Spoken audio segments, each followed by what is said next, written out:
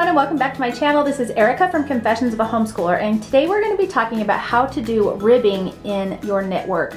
Now, ribbing is extremely popular. It's used for hat brims, it's used for cuffs of sweaters, maybe along the bottom of your sweater. Why ribbing is important is because it allows you to have a stretchy fabric that also kind of snaps back, and it just helps you know, like your hat brim, it helps your hat stay on a little bit tighter and whatnot. I'm going to show you a couple of samples and then I'm going to show you how to do it. So here's a sample of ribbing on a hat that I knit, and this is a 1x1. So hopefully you can see here, but there's a row of knit stitches, purl, knit, purl. And so what that means, 1x1 ribbing is one row of knits, one row of purls, and it just helps your hat to be stretchy but also kind of snap back. Here's another sample. This one is 2x2, which means there's 2 rows of knit stitches right here, and then there's 2 rows of purl stitches, and again, nice and stretchy. Here's a sample of a 1x1 rib, and you can see super stretchy, but then it does bounce back. But again, we have 1 row of knit stitches, and then if we stretch it out in between there, we can see 1 row of purl stitches. So that is what ribbing is used for. It gives you a nice stretchy cuff of some sort that will kind of bounce back and keep its shape. Again, it's mostly used on hats, sweaters, etc. So let's talk about how to do the ribbing. Now, I'm not going to show you how to do knit and purl stitches in this video. I do have a separate video on how to do a knit stitch and how to do a purl stitch. If you haven't watched that video, go back and check those out. I'm not going to get into super detail on how to do knits and purl stitches, but I am going to show you how to navigate through the ribbing because I do think it is important. And I'll show you how to do this both English style, tensioning the yarn in your right hand, and Continental, tensioning it in your left hand. Okay, so here's our little sample, and as you can see, we've got, this is a 1x1 rib. So we've got 1 row of knit stitches, and if you pull them apart, we've got 1 row of purl stitches. So 1, 1, 1, 1. And that is called a 1x1 ribbing. You could have a 2x2, you could have a 1x2, you could have a 3x1, kind of however your pattern calls for it, but there is a little bit of a trick to doing rib stitch, so I thought it would be worth doing a video. So I'm going to show you both English style and Continental, so we're going to start with English. And so I'm going to go ahead and just tension my yarn, and then we're going to go ahead and do this first rows are knits. We're going to go ahead and do a knit stitch. Now, when you're knitting, your yarn is coming out from behind, and the way I remember this is if my needle is coming out from behind, my yarn should be coming out from behind. Okay, so we're going to do a knit stitch and pull that off. Now we need to do a purl stitch, and we can tell because we've got this purl bump right here. You can tell the difference. One of the main things I think when you're learning how to knit, especially with ribbing, is you get confused as to what stitch is next. And so if you just look at the next stitch on your needle here, you can see this little purl bump. If it were a V, then you would know you need to do a knit. If it's purl bump, you need to know you need to do a purl. Now my yarn is coming out from the back, and so to get it to the front, I just bring it around the front of my needle, and then I can go ahead and do my purl stitch. And then I need to do a knit stitch, so I'm going to pull it around to the back. Now that's the biggest challenge to remember, is when you're doing a knit stitch to pull it to the back, when you're doing a purl stitch to move it to the front. So I'm going to go ahead and do my knit stitch now. Then I'm going to pull my yarn to the front, and here's a purl. So I can purl, move it to the back, knit, move it to the front, and purl, and that's it. Let me grab some more yarn here. Now when I'm doing it, I like to flick my yarn, so I'm just using my finger to, my front finger, to bring my yarn back and forth. Now I just wanted to quickly kind of show you what happens. So we're going to do a knit stitch here, and suppose I forget to move my yarn to the front and we've got a purl stitch next.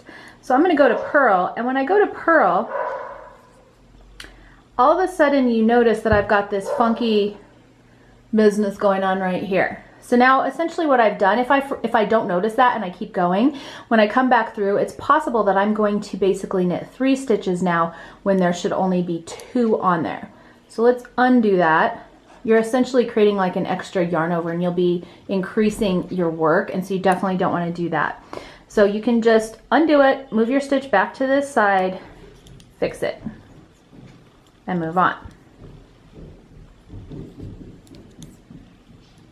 Now the same thing will happen if you're purling. and you forget to move it back and you go to do a knit stitch, so my yarn is still out front. Now, first of all, it's going to be weird because you're like, oh, my yarn's out front. I'm going to have to do something weird to try and knit it. So if you are having something weird happening and you're like, I don't understand how to knit, okay, as you can see, we again created this little yarn over situation here. And if you catch it in time, you can just pull that out and fix it and keep on going. So you just want to make sure that you are pulling your yarn to the back for your knit stitches and the front for your purls. And like I said, I just use my finger to move it around the front and back of my needle as I go. Okay, so there we did another round.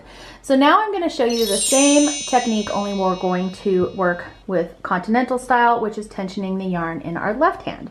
So I like to put it around my pinky finger and then across my first finger, so it looks like this. And I try and keep it somewhere in between my fingernail and my knuckle. And then I like to hold my finger and my knitting needle close together. I don't do well with when I start getting my finger pulled away like this. I start losing my tension on this yarn right here, and it starts becoming harder and harder, and it just falls off my finger. So for me, and hopefully this will help you as well, I wrap it nice and tight and I just keep these two really close together. That way, when I go to knit, I can just pick that stitch up from the back. And then with my right hand, I actually move the yarn to the front, purl. So now it was in the front. I just use my right hand again to kind of bring it around the back of my work. And then I can, oops, hang on, I didn't grab it all. And then I can knit that stitch, pull it to the front, purl. Again, and it kind of, when I bring this finger back, it kind of pulls the yarn back, and when I bring my hand over, it kind of pulls the yarn back. So it almost kind of just naturally falls that way. Just make sure that you're moving your yarn, working yarn front and back to knit and purl, like so. Now, as a beginner, I encourage you to use whichever technique works best for you.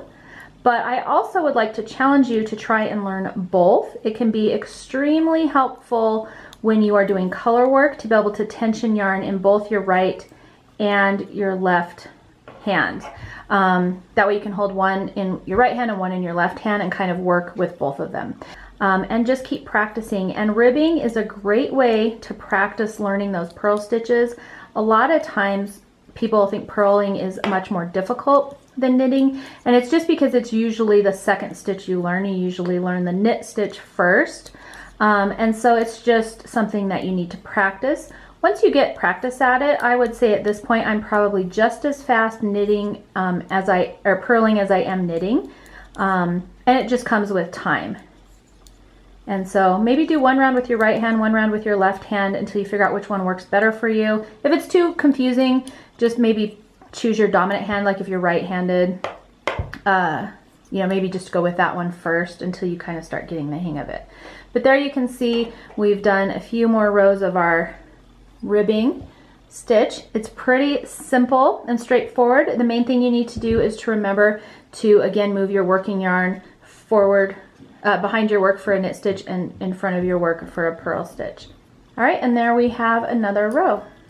So I'm going to go ahead and just keep practicing this. This is a great way to practice both knitting and purling. And the more comfortable you get with this, the faster your knitting will go. If you have any questions, please make sure to leave them in the comments below. If you want to see a specific knit stitch video tutorial, let me know that as well, and I'll see what I can do to get those filmed. Otherwise, this is your basic ribbing, and the trick is just remembering to move your yarn forward or backward. If you like this video, please make sure to give it a thumbs up and subscribe. That way I know to keep making them for you. Thanks so much for joining me today, and I will see you next time.